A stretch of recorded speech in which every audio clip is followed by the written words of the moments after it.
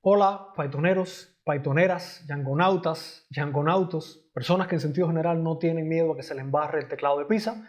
Mi nombre es Lorenzo Peña, soy oriental de Holguín, Djangonauto hace 12 años, fan confeso de la pizza con atún y bueno, repitente del club de ponentes del Python Pizza Holguín, de lo cual estoy muy orgulloso.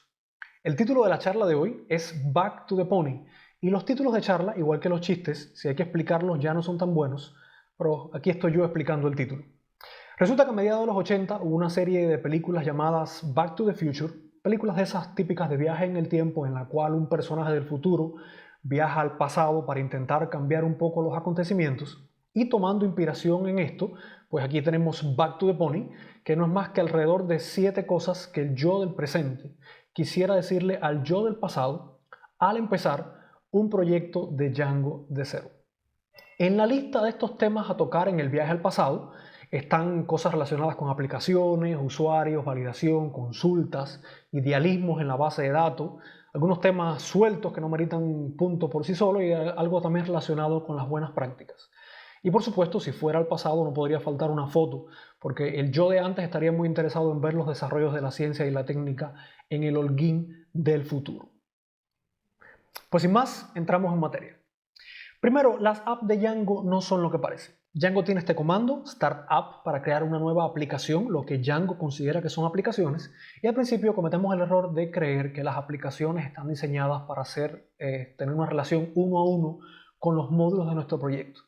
Al final terminamos con las aplicaciones todas interdependientes, con muy escaso aislamiento, todas apuntándose entre sí, las migraciones un poco en modo espagueti, y la realidad es que las aplicaciones de Django no estaban diseñadas para ser los módulos de nuestro proyecto, son más bien código que puede ser reutilizado a través de muchos proyectos. Por lo tanto, primera cosa, una sola aplicación es más que suficiente para empezar. Al final siempre va a ser más fácil darse cuenta que algo puede ser reutilizable y extraerlo en una aplicación independiente que coger un grupo de cosas que inicialmente estaban separadas y tratar de unirlas porque ya han dejado un rastro. Número 2. Aléjate de Django con Trip Auth Models User. Hace muchos años, el modelo de Django era la única manera de trabajar con usuarios y cualquier personalización que uno quisiera hacerle debía pasar por crear el modelo profile y hacerle una relación uno a uno con el modelo usuario. Pero eso fue antes de Django 1.5. Después de eso, estamos hablando de alrededor del año 2013, es posible crear un modelo personalizado de usuario. Las razones por las que alguien en 2022 querría trabajar con el modelo original de usuario escapan a mi comprensión, pero la realidad es que siempre hace falta personalizar el modelo e intentar cambiar del modelo original a un modelo personalizado en la marcha. Se parece al truco este de alarle el mantel a una torre de copas. Es posible, pero no es muy divertido. Incluso la documentación de Django no es muy positivista al respecto. Por lo tanto, sabiendo que en el futuro casi siempre es necesario personalizar el modelo, la recomendación es empezar de cero con un usuario personalizado. En el peor de los casos, en que no tengamos nada que personalizar al principio, podemos crear exactamente un clon, es muy fácil hacerlo, y no perdemos nada, ganamos para el futuro. Tercera cosa, Model Clean te va a decepcionar. Hay un truco para saber si los huevos se mantienen frescos y es echarlo en agua. Los huevos frescos se hunden, mientras que los que ya no están aptos para el consumo tienden a flotar. De ahí esta frase de nuestro amigo anónimo, y es que validar un huevo es fácil, pero un cartón son otros 20 pesos. Pasa lo mismo con la validación en Django. Validar un campo es muy fácil porque están los validators, se puede incluso crear campos personalizados de base de datos. Y esta validación es muy fácil de que sea transferida a la capa de entrada de datos como los formularios o los serializers. Pero a la hora de validar un modelo como tal, ya no queda tan claro cuál es el mejor lugar para hacerlo. Tenemos este método clean en la capa de persistencia, pero tenemos también clean en los formularios, validate en los serializers, y estos dos pertenecen a la capa de entrada.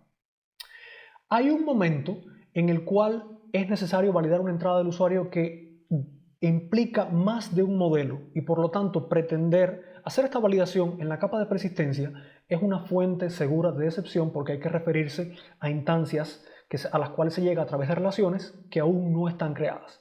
Por lo tanto, en mi experiencia personal, el lugar ideal para hacer la validación es la capa de entrada del usuario, porque es precisamente ahí donde se tienen todos los datos que uno necesita.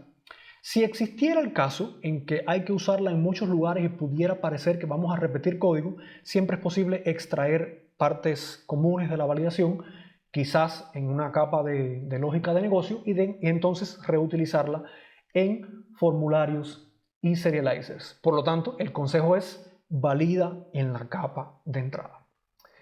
Tengo también otras pequeñas cosas que ya dije no meritaban temas individuales, pero son importantes. Número 1, escribir tests y optimizarlos, porque tests que corren lento son tests que se combaten a sí mismos. Existe assert num queries y es extremadamente útil para detectar cuando hemos introducido un problema n+1 de consultas a la base de datos. Django tiene signals, se pueden usar, por supuesto, si hacen falta, pero tenerlo como último recurso porque siempre muerden tarde o temprano. Tratar de no reinventar la rueda ni descubrir el agua tibia. Una de las mejores cosas que tiene Django en sus 15 años de vida es que tiene un ecosistema muy amplio, casi seguro. Para algo que necesitemos ya existe en un paquete y por lo tanto antes de pensar en programarlo nosotros mismos debemos buscarlo. Probablemente ya exista. Y por último, para crear un poco de polémica, algo que querría decirme a mí mismo en el pasado es que PyPem y Poetry y estos gestores de paquetes no son la panacea y no son perfectos, siempre tienen virtudes y cosas negativas, así que no ponerle demasiadas esperanzas. El último tema del viaje al pasado es que no todo lo que brilla es oro, y esto relacionado con las buenas prácticas. Llega un momento en nuestra vida como desarrolladores que nos interesamos por saber qué son las buenas prácticas de trabajar con un framework, y por supuesto Django también tiene muchas fuentes autorizadas de decir qué son las buenas prácticas, pero cuidado. No todo lo que brilla es oro y no todo lo que... Las buenas prácticas también mutan en el tiempo. A la hora de ver qué hacer, cómo trabajar con el framework, debemos tener mucho cuidado de dónde ponemos nuestra confianza. Debemos siempre tener mucho cuidado de escoger fuentes autorizadas. Para mí es importante escoger estas fuentes que son desarrolladores confiables, que llevan mucho tiempo trabajando con la plataforma, mucho tiempo incluso a veces contribuyendo con el framework en sí, y que por experiencia de trabajar con muchos proyectos distintos saben qué cosas funcionan y qué cosas no, Pero por supuesto, hay que tener siempre, mirar esto con un carácter práctico, porque las cosas que hoy pudieran ser una buena práctica, mañana pudieran no serlo. Todas estas cosas que te he dicho aquí, mañana pudieran no servirte ni a ti ni a mí. Yo voy a ser el primero que voy a estar presto a ignorarlas por completo y cambiar mi forma de trabajar con Django. Bueno, creo que se acabó el tiempo de estar en el pasado, tenemos que volver al presente. Si quieres mantener la comunicación o tocar cualquier tema polémico, ¿no? Puedes encontrarme en Twitter, GitHub o por el correo. Espero que disfrutes lo que queda del evento y que Django siga dándonos muchos temas en el futuro de los cuales hablar. Chao.